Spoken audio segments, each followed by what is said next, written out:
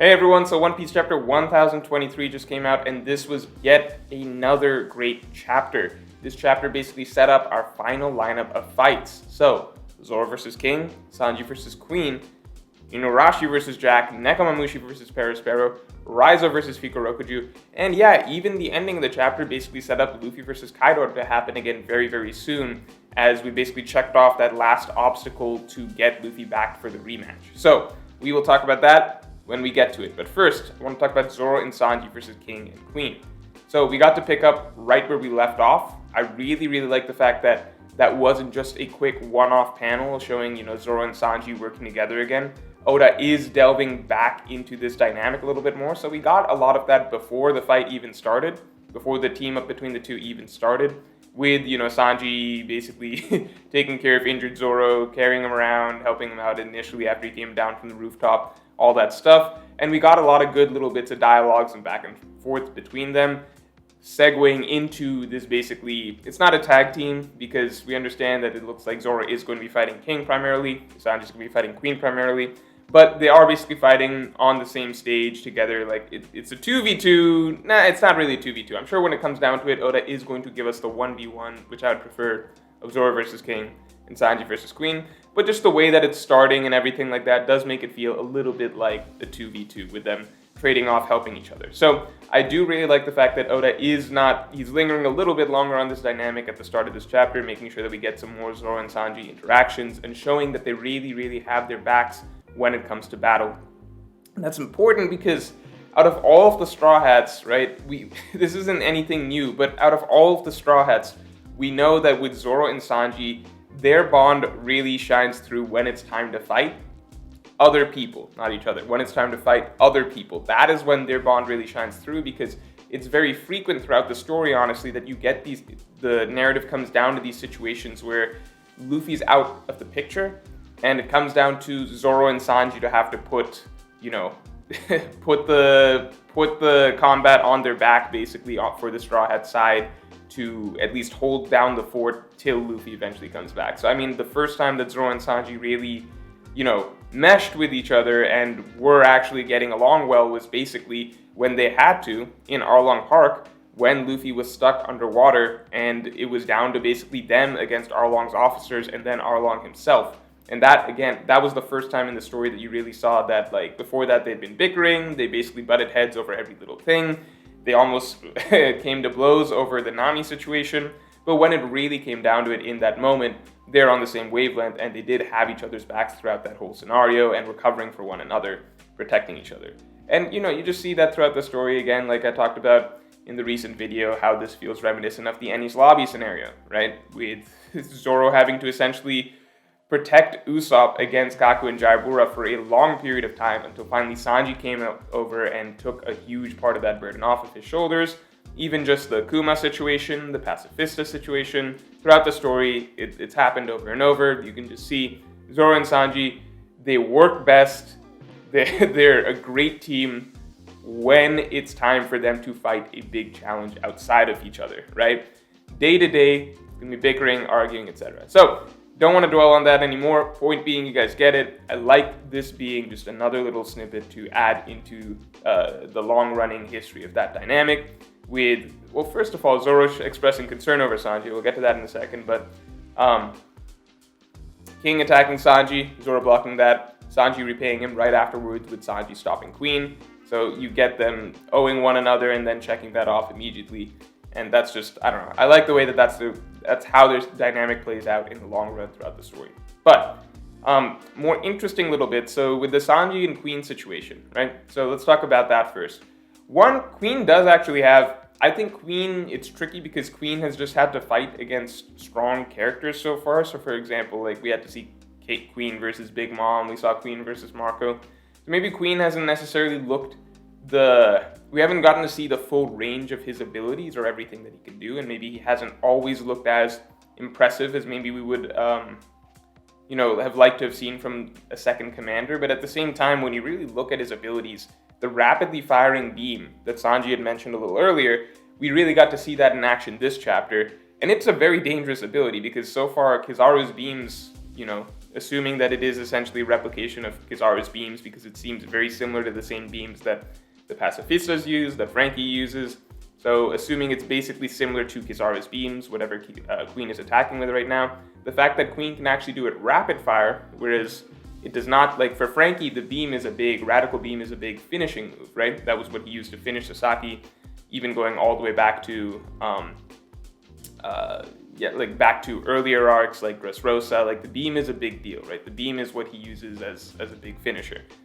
But here we get to see that Queen can just use it casually on essentially rapid fire, and that is, a very, very potent ability. We saw that Zoro and Sanji had to dodge out of the way of that because, as far as I can remember, I don't think we've really seen any characters, well, I guess besides Marco, that are effectively able to stop these beam sort of attacks, because you got to think about the type of universe you're in, and the One Piece universe, there's not a lot of beam type, like, we're not like in the Dragon Ball Z universe, there's not a lot of beam type characters that are running around. So a character that can shoot, rapid fire, basically energy beams, laser beams, whatever you want to call them, that is a fairly big deal for this specific universe. So that aside, the interesting bit, right? The interesting part of this conversation that came out was Sanji's not been feeling well since he put on the raid suit for the second time, okay? Now, we get to dive into what that could mean a little bit, with Queen talking about how, well, this means that you're an enhanced, augmented human, a cyborg, right? And Sanji bouncing back with, no, I'm a normal human, and he reiterates the explanation for why he can produce fire that Oda has given, I think, in a past SBS, and that just fits with Sanji's character, which is that Sanji's I'm very passionate, it's the heat of my fiery emotions, something along those lines, right, that allows me to create fire. So, on the one hand, that seems like a nonsense reason that makes no sense. But on the other hand, it's One Piece, so within the context of this universe, that is, a reason like that is actually, like, yeah, you could see that being a reasonable reason for why a character could produce fire, just their passion is so fiery hot that they literally produce flames, right? We're in the One Piece universe. The rules of reality are a little stretched and exaggerated. So I think that, Oda could easily get away with that being the explanation for Sanji's fire abilities, as he has done for, that's been the canon explanation, I suppose, for the last 600, 700 chapters or whatever, right? So with that in mind, though, Queen then also brings up the other possibility of Sanji being a Lunarian, okay? Now, I'm going to get to that point in a second. First, in terms of so the three options basically being, is Sanji, actually a successful Germa product, meaning that he is actually producing fire because he is enhanced, augmented human, similar to the rest of the Germa, a science project? Is it because, his own explanation, if I'm a normal human, I just have a fiery passion? Or is it because he is this race, a Lunarian, okay? Three options. I really, really would not like it if it's because of the first option, of Sanji being an augmented human similar to the rest of Germa, because I did feel that most of Whole Cake Island, so much of that was sort of spelled out to us was that Sanji is not like his brothers, and that's okay. His value comes from him being human, right? Him being human, having human emotions, having a human heart. So the idea that his seemingly impossible fire abilities are actually not because he is a science experiment, but because he is just a human who feels very strongly and emotes very passionately, to the point that it literally becomes his strength and he can wield fire thanks to the strength of his emotions. I much, much prefer that. Right? I think that is much, much better for his character and fits much better with what was built up over the course of Whole Cake Island in terms of what is important for Sanji's character and what makes him who he is. Not to mention, it fits perfectly for the matchup we're getting right now, with Queen talking about how you can't beat me because I'm this perfect cyborg with all these enhancements and augmentations, right? And if you're just a normal human, how can you defeat me? That plays perfectly into it. Sanji essentially gets to, get the ultimate cyborg, right? That we didn't really get to see him fight his brothers or anything like that much over the course of Whole Cake Island, but it would be some sort of, a sort of karmic rematch in a sense, in that all his life, at least growing up, Sanji was put down because he's not as good as these enhanced human beings So for him to finally get this really big fight against, a former colleague of Vince Smoke Judge's, right, who has turned himself into basically this super mecha dinosaur hybrid unstoppable force in battle or whatever, and Sanji can just beat him even though he is just a normal human being, that would be really, really, really good for his character, and I think that just fits with so many of the ideas that came out of Whole Cake Island, okay? Now, the third option of Sanji being a Lunarian, I have no take on that, all right? I don't know. I think it could be cool. Again, would definitely prefer Sanji as a normal human, but, if Oda wants to make him a Lunarian, as long as it's not because Sanji is actually a successful German experiment, I would be happy with it. It would just seem kind of weird to me for Oda to spend so much time talking about the importance of Sanji being human, having human emotions, of the value of not actually being like a scientifically produced perfect being or whatever, one arc, and then just switch to, well, Sanji actually is that, so, isn't that cool? Like, it wouldn't be cool. It would be cool, I guess, as a power-up, but not necessarily, making sense with what the story was telling us or what seemed to be being developed about Sanji's character for that arc. So, the Lunarian stuff, I don't know. I could roll with it. Let's see where it goes. But no matter what, there is something that's up, right? Because Sanji's been feeling weird since he used the Wraith suit the second time. So, I think while I would prefer it, ideal option would be Sanji just being human. It does look like there's something up with Sanji's body that we don't yet know. So either it's him being this actually successful science product by Jirma, or he's a Lunarian. So I don't know. Let's wait and see. But I spent a long time talking about that. Moving that aside, let's talk about the Lunarians. I have very little to say about them other than, okay, assuming that the Lunarians are the original gods that were on the Red Line, right? Assuming that they're the original gods that are on the Red Line, I am so confused now. What that brings to the story that's new, it probably warrants a separate video, right? I need some time to collect, because I just read the chapter. I need some time to collect my thoughts on that and what that means. I've talked plenty about how, One Piece setup, there are false gods who rule the world from far above. The story's about a battle against those gods, right? Rebellion against the gods. That brings the dawn of the world, etc., etc. I've talked about this much more in depth and more articulately in like a lot of other analysis videos. So this added wrinkle of there having been an original species of gods, right? And the way Whitebeard talks about them, it almost sounds like they are very much a godlike species or something like that. Not exactly like the Celestial Dragons, who are very much self-proclaimed false gods, who are nothing of the sort. So I don't know where to go with that, but the Lunarians, I mean, it does sound, it's in the name, it sounds like they came from the moon, so we got to put together all of those extra pieces, right, from what do Enel's hieroglyphics mean? How much is the moon going to play into One Piece? Are we going to the moon? Yes, we are. Raftel is probably on the moon. Or not Raftel's on the moon, but they have to travel to the moon by the end of the story, right? You guys watched that video. They're going to get to the moon by the end of the story, in my opinion.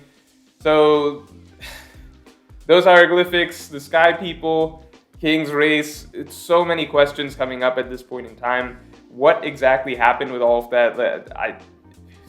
Give me a little bit, all right? I don't want to just randomly, wildly speculate here, at least like I did with Sanji and Queen, for another 5 minutes on the Lunarian situation.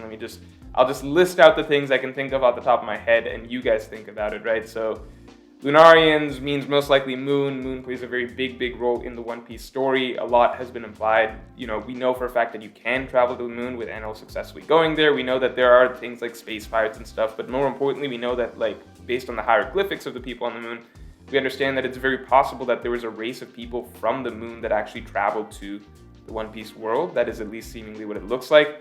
How that plays into the Sky People or the D Tribe, what became of all of these people, nobody knows, but that's the gist of it, right? You guys go think about it, come up with your own theories and stuff. I'm gonna think about it, come up with my own theories, but another big wrinkle to add to the whole lore of One Piece history, right? So, that aside, Zoro versus King. King doesn't seem very godly, he just seems like just seems like a jerk. At least, I mean, Zoro's quickly pointing out, one, it's pretty cool that Zoro's able to go toe-to-toe with King so quickly. He seems to be doing pretty fine, even when King tried to take a cheap shot against him, briefly, and it looked like Zoro took a straight hit. Zoro was actually able to block it perfectly fine with just his... You don't see this too often. Zoro blocking with just just the sword in his mouth, just Wado Ichimonji. So, yeah, you don't see that too often with Zoro just being able to block a fairly strong attack with just his mouth. Pretty impressive. I think overall, the fact that Zoro is acknowledging that King is... The little convo that Zoro had with King reminds me a little bit of the Zoro and Mr. One dialogue, so I'm definitely looking forward to the rest of this fight. Because that fight did start, I think, early on with Zoro establishing... Okay, Zoro going into it thinking that this is a bit of a swordsmanship duel, and then very quickly realizing that... I think we had almost this exact same bit of dialogue, very quickly realizing that Mr. One, Zoro should not consider Mr. One to be a swordsman, because it's not exactly like that. Now, King does seem to be more of a, straightforward swords, but he's not like a blade user with his whole body covered in swords. He does actually just wield a sword, but King is clearly willing to fight with anything and everything. He's not like, he just threw out a punch. We saw him fighting Sanji, piercing him with his beak at one point. I think we got a kick in. I have to remember a little bit more. We know King uses fire, so King is much more than just a swordsman.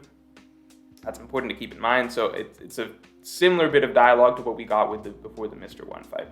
Now, besides that, we did basically... So we got another Hyogoro moment. You remember when Hyogoro saw... This moment reminded me of when Hyogoro saw Luffy about to attack that number in Gear 4th form, right? And we saw Hyogoro basically seeing a bit of a vision and imagining Luffy as this guardian deity of Wano. Right? That's what that was the resemblance he saw there. We got a bit of a similar scene here with Hyogoro seeing Zoro and imagining Zoro as basically Shimotsuki Ryuma. Obviously Shimotsuki Ushimaru first, but Shimotsuki Ryuma being the even bigger deal, right? I think that at the very least, I don't know how much time we have to delve into the past of Zoro's character if this is the final battle. So I don't know about that, but it is interesting to me that it's at least being brought up. I was a little worried that it was not going to be, there's some Vivre card stuff that was going around about Zoro's lineage being dropped there. I was a little concerned that we wouldn't get to delve into, what these resemblances Zoro has to Shimotsuki figures, right, is going to mean for the canon of the story, but it does seem like it actually is going to matter. So I have much more to say here. It doesn't say anything more than we already kind of guessed as much at, which is that Zoro seems to be a descendant of... He was at least... Whether or not Zoro was born in Wano or, he was born outside, no matter what his roots, his family's roots are in Wano. And it does go back some generations, right? Like many, many, many generations, right? Zoro is essentially a descendant of Shimotsuki Ryuma. In story, in canon, confirmed. Now, what that means for the rest, I think that means that you should expect really, really, really, really big things out of Zoro for the rest of this arc, even beyond just defeating King. I'm not going to say Zoro's going to kill Kaido, but I've said for a bit, I definitely think that Zoro is going to get another major moment against Kaido. I do think that we're still waiting on that acknowledgement from Kaido, because Kaido has believed that there will never be another samurai like Oden again. It's like, well, what about... Forget Oden, what about Ryuma? The original god of the blade, as he was originally called. So I think the last time we got to see Zoro versus Kaido, that was actually Zoro on the cusp of realizing this new ability, utilizing his Conqueror's Haki, the advanced form. Zoro still is not a frequent user of the Ashura mode. I think the next time Kaido runs into Zoro, he's going to see a much more fully realized Zoro. So definitely interested in that. I think if you're a Zoro fan, you should definitely look forward. I really like this chapter just because two very big seeds were planted for both Zoro and Sanji's future development, right? Two directions that their character can go, and two potential routes that their power-ups could stem from, right? Now, besides that, Inuarashi, Nekomamushi, and Raizo, not going to spend too much time on this because it's already getting a little lengthy, but I was not expecting to see Sulong again from either Inuarashi or Nekomamushi. I thought Inurashi's little back and forth with Jack basically implied that, okay, this is now a fair fight. You know, you don't get your poison gas, I don't get Sulong. Let's see who wins after that. But then, then Inuarashi got Sulong anyway, so it didn't really matter. I like the return of Sulong. I think their Sulong forms are really, really, really cool looking. And it ends those fights faster, which honestly I prefer because I was, you know, I'm counting in my head like, okay, so we gotta wait for Inuarashi, Nekomamushi to get their fights, Raizo's gotta get his fight, etc. If we can speed up that process a little bit with them getting Sulong, I'm all for it. We did see, I think, a glimpse of Jack in his hybrid form now. I'm surprised. I assume next chapter, or when we actually get to pan back into that fight, cut back into that fight, that's when we'll get to see a full view of Jack's hybrid form. Yeah, and Nekomamushi versus Perospero, I mean, I don't think Nekomamushi would even have needed Sulong to take care of Perospero. I think that is well within his wheelhouse of characters he can just put down without too much trouble. But, you know, if you have Sulong, it's an added bonus. Raizo's the only one still, you know, not really dominating this fight because Raizo doesn't have Sulong. He's not a main. So that is what it is. That is, I will be honest, that is the fight I care the least about at this moment in time. Now, besides that, let me think real quick. Oh yeah, the thing I forgot about. Nekomamushi is saying, or no, it wasn't Nekomamushi. It was, I think, Carrot pointing out that if not for Pedro, then the raid would have failed.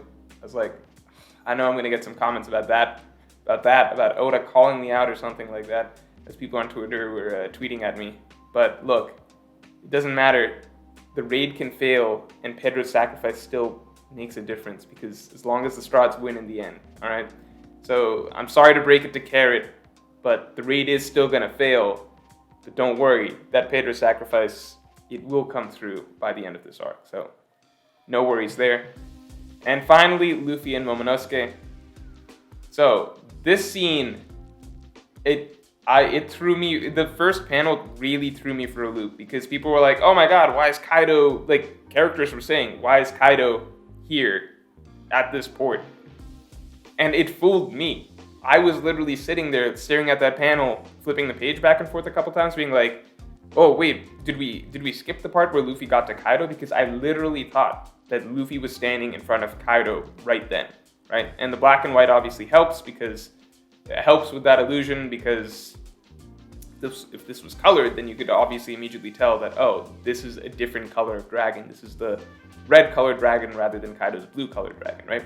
But we didn't get that, right? So we just had this black and white view of Luffy standing in front of Kaido, seemingly, right? It looks very, very similar to Kaido as far as I can tell. So I don't know. I thought that made for a very, very cool visual effect, something that only really works in the black and white, little visual trick for the moment, or like a taking you aback sort of moment, and it's a little trick that really only works in the black and white version of the manga, right? So the anime won't have this effect. Even the colored comics that I read afterwards, they won't have this effect. So I thought that was pretty cool. Momonosuke looks huge as a dragon. Like, huge. Like, I don't think he's the same size as Kaido, but you can't really tell. I definitely don't think he's the same size as Kaido, but Oda plays with the sizes a little bit, so it's difficult to tell. And that is one thing. So if you're a decently long-time reader, you'll remember that for the longest time, you don't even, if you were reading before chapter 920, basically, right? For a while, a good long while, when people would do fan art of Kaido in dragon form, when people would imagine what Kaido looks like here's what I'm saying. Once Kaido was revealed as a dragon, it took a while before we found out his original colors, his actual color scheme, okay? So there was a gap before the Kaido dragon form was essentially colored in, okay? So it was a long while between when we found out he was a dragon to when we found out he was a blue dragon. During that period of time, everyone believed, and in all the fan art you see from that period of time, everyone was under the assumption Kaido would be a red dragon because most people were looking at the color of Kaido's, his scales or tattoos or whatever you want to call him in human form and saying like, okay, it just makes sense he would be a red dragon, and it sort of just fit the imagery of Kaido as this sort of big, scary, aggressive individual that he would be a red dragon. Red just feels more intimidating, etc. It was actually a disappointment, I remember, to many when it came out that he was a blue dragon. It took a little bit for people to catch on to, okay, that has something to do with Japanese lore, what blue dragons symbolize, etc. But more importantly, I think we could have all guessed it. I mean, I'm not saying I guessed it, but I'm saying in retrospect, we could have guessed it just based on the fact that Momonosuke was already a red dragon, right? So Oda was always thinking about this contrast of Momonosuke, the red dragon, and Kaido, the blue dragon. He was not going to have two red dragons in the story because he was always leading towards this point where Momonosuke is going to be this giant red dragon in contrast to Kaido, this giant blue dragon. So I really, really like that. The seeds were there all along for us to have guessed that, Kaido's color scheme would be this and that. Maybe even just thinking that, why did Oda choose to make Kaido blue?